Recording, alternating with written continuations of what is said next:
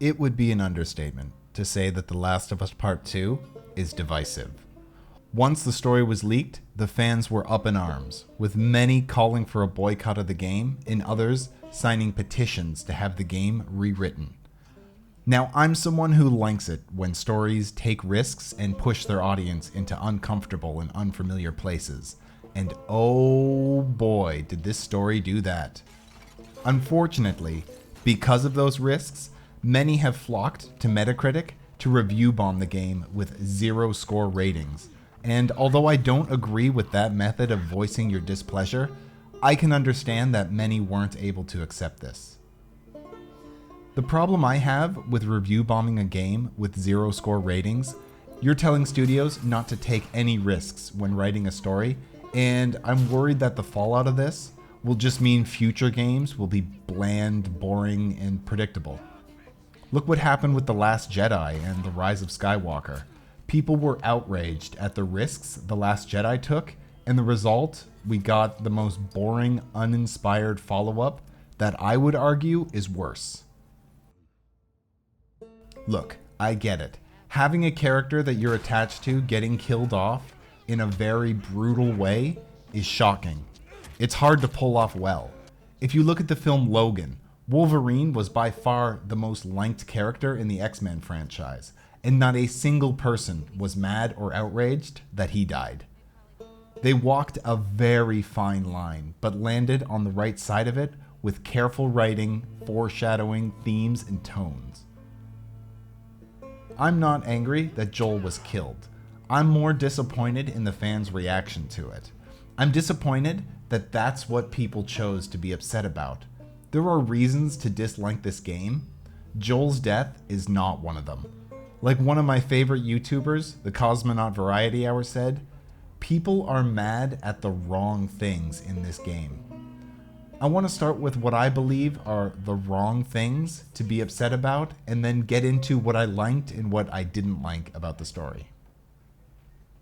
The first thing I want to cover is what the bottom barrel of internet trolls were complaining about, and that was to keep gender politics out of video games. This one honestly baffles me. What gender politics are they referring to exactly? Is it Abby? When the plot was leaked online and people saw screenshots of Abby, they assumed that she was trans. But that's just an internet rumor that spread, and people kept repeating it without actually playing the game. Abby isn't trans. She's actually a straight woman. She is muscular, and she has very masculine features, but she's a straight woman. I get that it's a bit of a stretch to think that in the post-apocalypse, where food and resources are scarce, someone would have the diet needed to get all the necessary protein to put on that much muscle mass. But it doesn't warrant this much outrage. Or is it the fact that Ellie's gay? I would hardly call Ellie's sexual orientation gender politics. I could see if she was walking around talking about straight white male privilege and that zombies and raiders were only targeting her because she's gay, but that never comes up. No one ever talks about her sexual orientation, except for one very brief moment at the beginning. But Ellie is just a character who is gay. We knew that since the DLC of the first game. We do see her relationship with Dina, but that's to show us what all the violence and trauma she's been through has done to her and her ability to love. I don't personally think there's any forced message in here.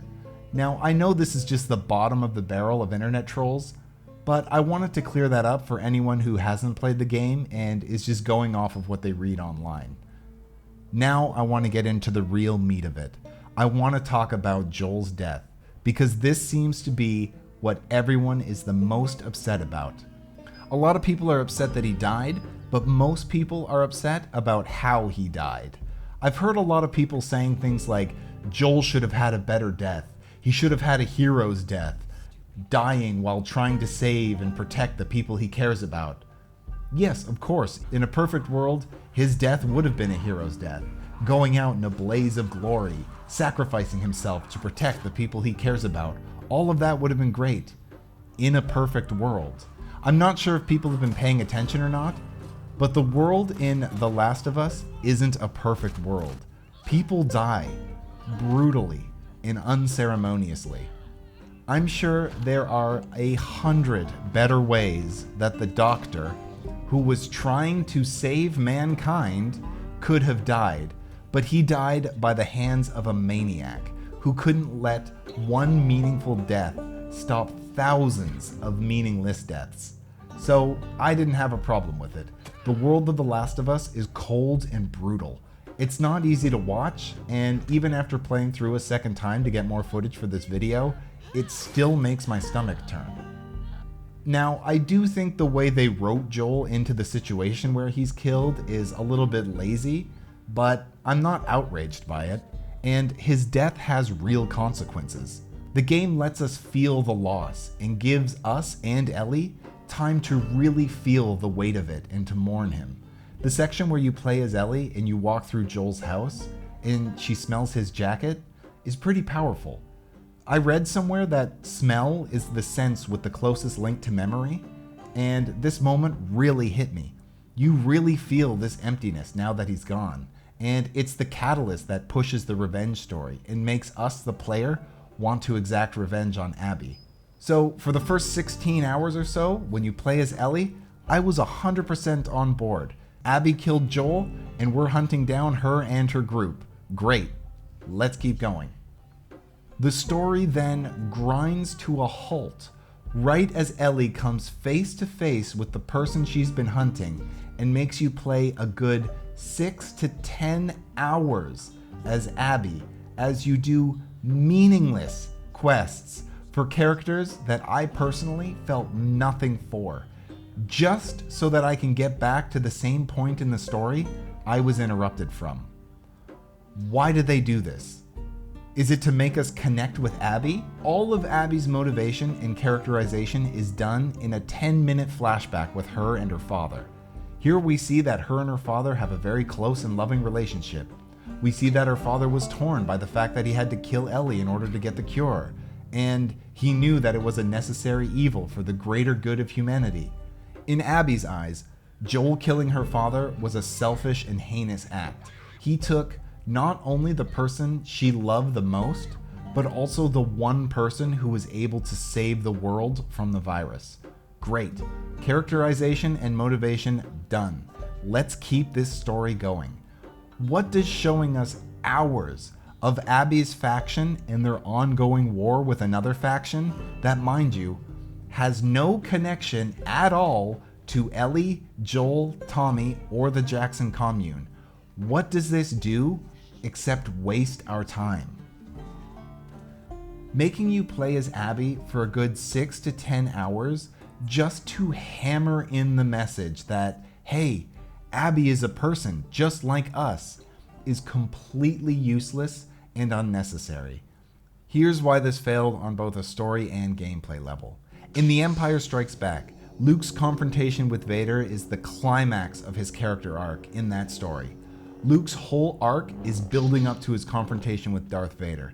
Imagine then, if when he got to Cloud City, he goes through everything he goes through to come face to face with Vader, draws his lightsaber, and then the film cuts away and shows us 30 minutes of Vader doing nothing related to the story we were just interrupted from. No competent filmmaker would do that, and for good reason. It completely derails the momentum of the story, and I, for the life of me, cannot understand why they did this. And for most of Abby's story, she has no idea that Ellie is even after her. She's wrapped up in her faction and what's going on with this psycho murder cult. And it then switches focus on her saving 2 kids trying to escape from that cult. Her story takes the longest way it possibly can just to get back to the point where you're like, oh yeah, Ellie's here now. I quit the game at this point for a good 3 or 4 days because I was so bored with her story. Nothing in this game made me care about this characters. Oh no, the psycho murder cult isn't bad. Some of them are people just like us. The Washington Liberation Front isn't bad. They're just trying to survive, raise kids, grow food, and live. okay? Great. What about Ellie? I don't care about Lev and Yara trying to escape from the psycho murder cult. I don't want to find medicine for Yara. I don't care about Lev going back to see his mother and then having to go and try to rescue him. I don't care about Abby's love triangle with this dude and his pregnant girlfriend, who I already know is killed by Ellie. I don't. Oh my god. Oh, stop talking. Oh, Someone I don't love me care. enough to make I me a don't stocking. care. You I don't don't deserve care. one. Just stop. Just, for the love of God, stop talking. Having me play as Ellie, becoming invested in her story, scrounging for weapons, upgrading parts, and leveling up her character stats, just to have me start back at 0 as Abby to do all of the same things while adding nothing to the story is terrible. As far as gameplay, Abby plays almost exactly the same as Ellie, and you have to start back at nothing, after you've already spent a good 16 hours as Ellie. Who thought that was a good idea? You could completely remove all of Abby's section, apart from the flashback with her father, and it would have greatly improved the story. The two main villains in Abby's stories have absolutely no connection to Ellie, nor do they even know that she exists. They could have just made this a separate playable campaign. Like on the menu, there's Ellie's story and Abby's story. That way, when you play through Ellie's story and you're like, hey, who's the Asian kid that Abby cares so much about? You could then play through Abby's campaign separately to find out. And as if having two useless, empty, cannon fodder factions to cut through wasn't enough, the game then introduces a group of slavers and murderers in the final hours of the game just to give you more bad guys to kill.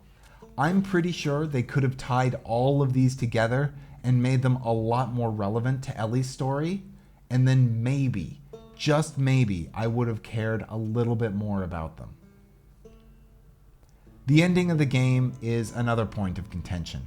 There are people who honestly believe that after being spared by Abby, if Ellie had tracked down a starved, beaten, tortured, and left for dead Abby, and then killed her, that would have been some kind of catharsis for her character. Like, yeah, surely that will help her PTSD. What the actual fuck are these people going on about? I thought the game made that pretty clear in the moment just before Ellie takes Abby's life and exacts her revenge. She has a flashback of Joel, and it's about a conversation they had about forgiveness. In that moment, she finally realizes that killing Abby will bring nothing but more pain into her life. She learns that forgiveness is the only way to break the cycle of violence. She had to lose everything in her life to discover that, but that's just the weight of her story. I think that if Ellie had killed Abby and then just went back to her semi-normal life, that would have completely taken away all the weight from her action. The game ends with Ellie losing everything she loves in her life. She even loses 2 of her fingers and can't play guitar anymore. The one thing she had that connected her to Joel. Now the only thing she can do is try to make amends with those she's lost and ask for, say it with me now, forgiveness. I've heard people say that because Ellie doesn't kill Abby that the whole story is a waste of time. And I think, really? So by that logic, the first game must be a waste of time too. You travel all the way to the Fireflies just to drop off Ellie and then kill everybody and take Ellie away from them. And you never make a cure. So is the first game a waste of time? Now I know I've spent a lot of time defending this game, and in the end, I really didn't like it. There are parts of the story I like, but it has a very weird structure. You're constantly thrown around from flashback to flashback, flashbacks inside of flashbacks. And how can I care about anyone from Abby's story if I know they're gonna die in like 2 days? So yeah, The Last of Us Part 2. Is it a 0? No. Is it a 10 out of 10? Absolutely not. If I had to give this game a number, it would probably be about 6.5. To wrap up quickly, I'm going to mention some basic gameplay things I liked and what I didn't like. First of all, the game looks beautiful. The environments and the level design are superb. I didn't like that one and only semi-open world section at the beginning. It's pretty weird they put this in just for the rest of the game to be completely linear. I also didn't like the repetitiveness of the gameplay, but I think if Abby's section wasn't in the game, I might not have had a problem with it. I did really like the custom difficulty settings. If you watch my video on The Last of Us Part 1, my one problem with that game is that the different difficulty settings didn't offer any new gameplay. They just gave you less ammo, less supplies. If you want a fun mode to play on, try setting the character and enemy settings to max difficulty, but the resources to easy, and don't restart any encounters, just let them play out. It's a different way to play, and you can play a lot more aggressively. Watch videos by a YouTuber, TimeFool, titled The Last of Us Aggressive Gameplay, and you'll see what I'm talking about.